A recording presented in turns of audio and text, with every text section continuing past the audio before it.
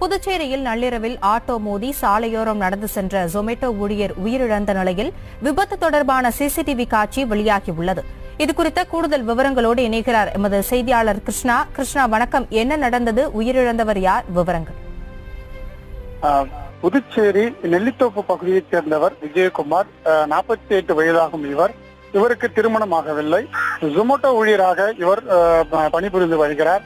இவர் நேற்று நள்ளிரவில் காமராஜர் சாலை பொட்டலா ஆலயம் அருகே இருசக்கர வாகனத்தை நிறுத்திவிட்டு அவர் சிறிது தூரம் நடந்து சென்றுள்ளார்.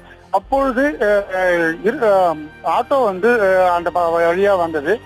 அது அவர் மீது மோதி விபத்துக்குள்ளானது. அந்த ஆட்டோவில் இருந்த ஓட்டுநர் அவரை போய் பார்க்கும்போது நிலத்தடுமாறி மூக்கிலும் வாயிலும் ரத்தமாக வடிந்திருக்கிறது.